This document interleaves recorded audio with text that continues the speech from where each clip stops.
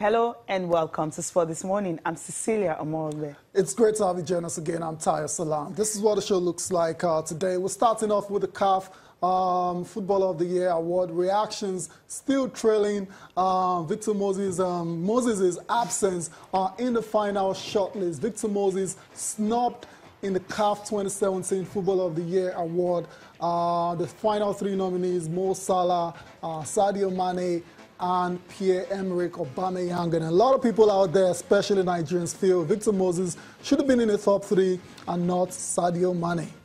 That's the way it is, but Victor Moses, better luck next time. Correct. Okay, still on the CAF Awards, Aziz Atoshola, of course, he made the Women Footballer of the Year, the final shortlist, also getting through. He's also in contention for Coach of the Year. Super Eagles, of course, National Team Correct. of the Year, and of course the Falconets on the 20 for Women's National Team of the Year. So right. 4 more for Nigeria in contention. Only one that they were snubbed, but then that's the biggest of it. Right.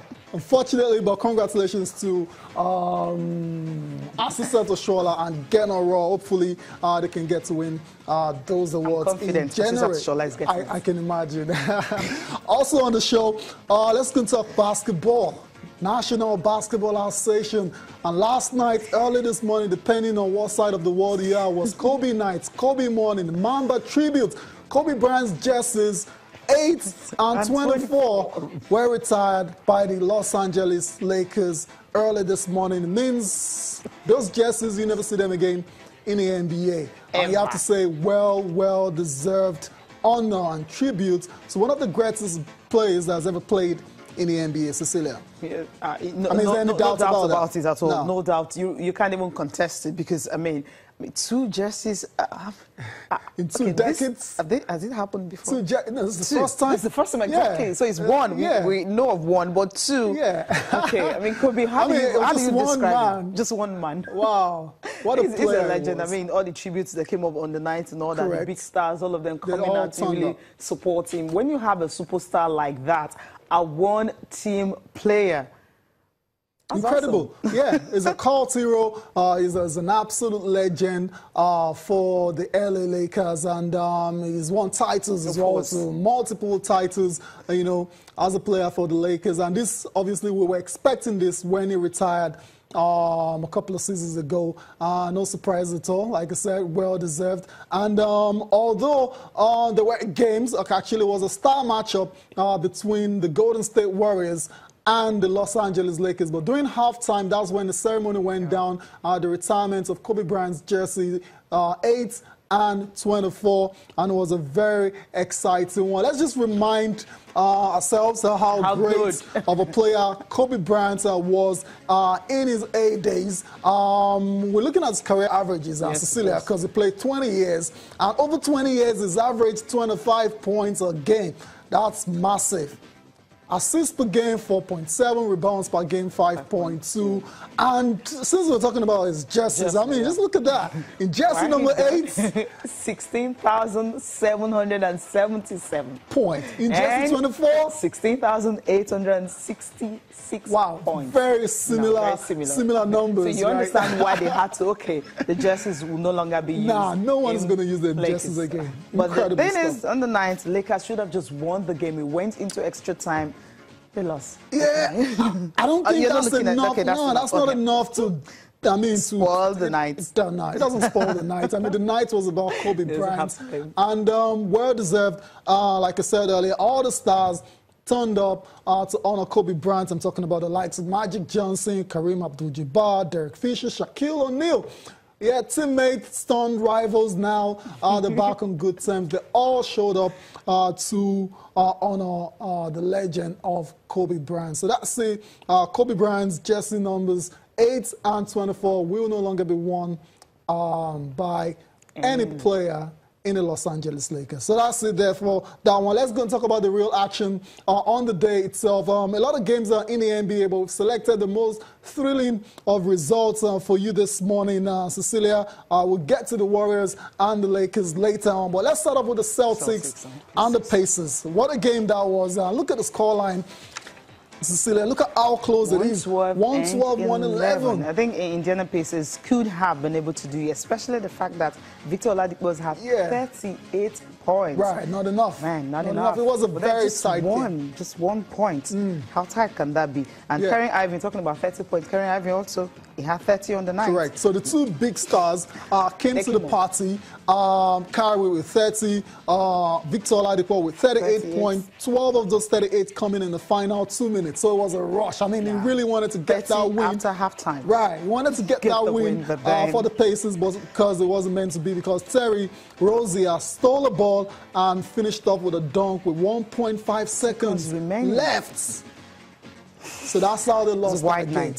Wow. Wild. So good win for Boston in that one. Elsewhere, we also saw action between the Utah Jazz and the Houston Rockets. 120-99. This one wasn't close at all. The Rockets on a roll, 14 games in a row.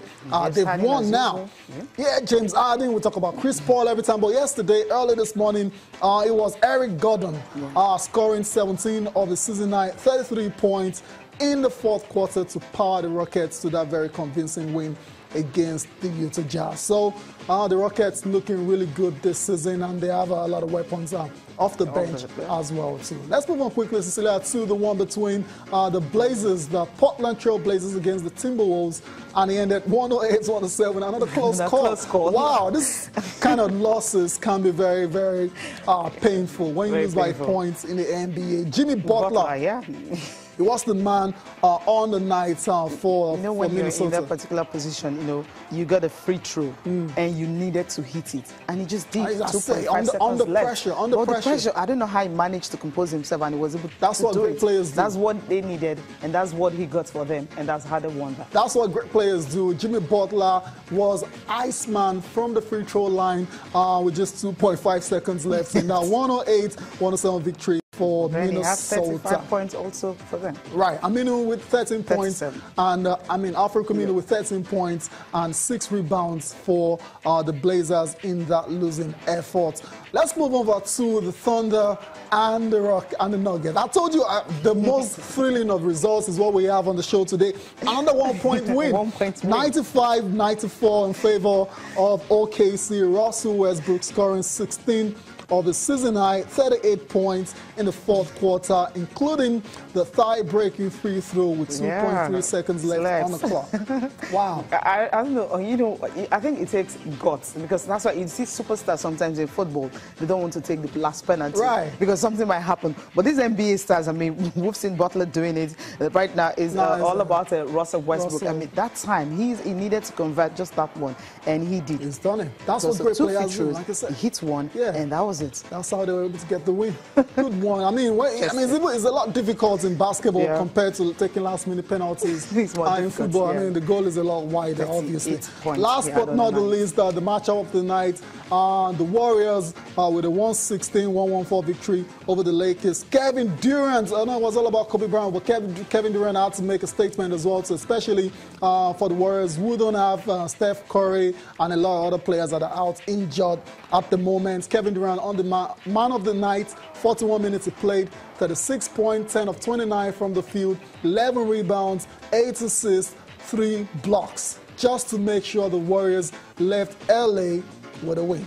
Yeah, and that's how it ended. That's it. Thompson added 17 points. I think this is a good one for them. Absolutely. But just knowing that spoiling the Kobe night is what I wasn't really happy about. Yeah, but they have to do their job.